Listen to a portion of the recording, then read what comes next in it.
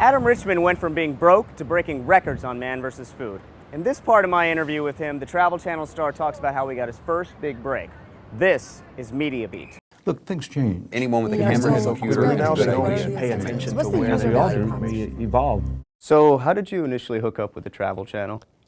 Really funny. So I went to Yale Drama School, was very fortunate to sign with some agents, and periodically they would send a breakdown out to everybody that says, you know, History Channel looking for bilingual Spanish blonde scuba diver who can cook with a wok, you know what I mean?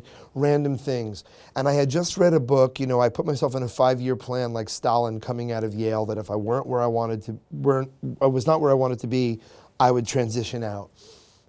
5-year deadline was closing in. I wanted to do TV production in some capacity. And I read a book by Margaret Lobenstein called The Renaissance Soul. The subtitle was Life Designed for Too Many Passions to Pick Just One. I did all these exercises in the book and realized that my passions were food and TV production.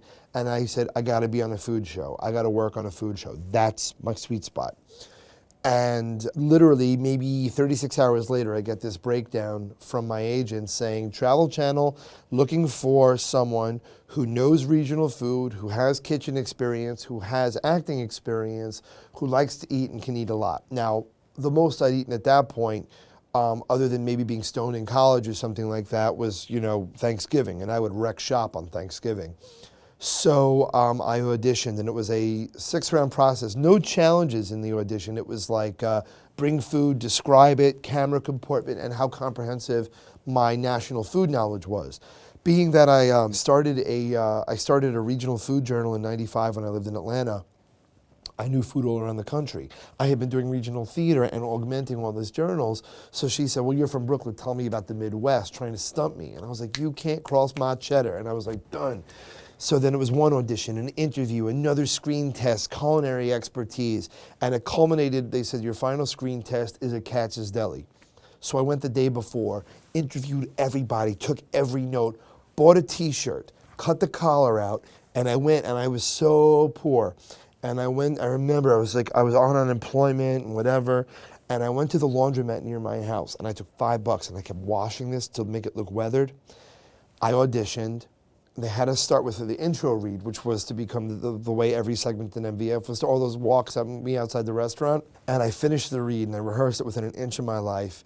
And I finished, and I go, oh, and if you think I'm reading this off a cue card or I'm a big fan, I unzipped my hoodie, and I went, this is my t-shirt, big fan. So flash forward, I did the do, and like we did it in one take. And I even saw Dan, my buddy, look up from the monitor and like, so we go in, I do the do, I eat the sandwich, we go through this whole thing, and flash forward to the end of season 1. We've just been picked up for another season. We've been picked up for 8 more episodes during the course of it. And the former director of programming said to me, he goes, you know, Adam, we watched the audition tapes and you had all this stuff and we weren't sure who we were gonna go with. And then when you unzipped that hoodie at Katz's and we saw that, you know, you had that t-shirt for a while, that like faded t-shirt, we knew you're our guy. And I was like, about that faded t-shirt. Looking back, after taking on so many food challenges, Sure. How did you like maintain your health and get back in shape? Before I got the show, I knew I couldn't be really cavalier with my health. I knew very well what I was in for. It's not like, you know, 7-pound burrito, sure, let's roll the dice and see where it goes. So what I did was I basically wanted to find a baseline of health ahead of time. Mm-hmm. So I saw everyone, endocrinologists, general practitioners, cardiologists, gastroenterologists, and built up a profile of me at solid health. And the idea was to maintain that rather than, God forbid, have a problem and then try to work backwards and conquer a much bigger, much more significant, potentially much more life-threatening obstacle.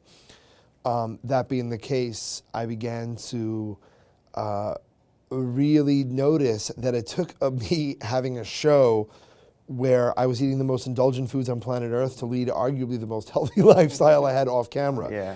So that meant either no breakfast or oatmeal. I used to travel with oatmeal with flaxseed. And, you know, again, the crew would go out for dinner after we would film at a location. And they're like, or at the location, they're having ribs and brisket and stuff. And I'm having like salad with grilled chicken, which totally, I mean. You have to balance the scales. Yeah. And so I think part of it was actually the checks and balances and kind of calorically budgeting. And then in the off season, and when I would come off the trips, I would actually crave just vegetables. So going vegetarian was very, very easy. And every morning, it's bare minimum 45 minutes of cardio. And it's in my contract that I have to stay at hotels with gyms. Quite frankly, people thought that the food was the most deleterious aspect health-wise of Man vs. Food, but it was the schedule. Yeah. You know, you're shooting 10 to 14 hours a day in a kitchen, on your feet. You know, it was exhaustive, and I think really it was the fatigue that was the real thing I was fighting. I would get like bronchial infections from being run down much more than, thank God, I would get anything to do with my system directly related to food and food consumption.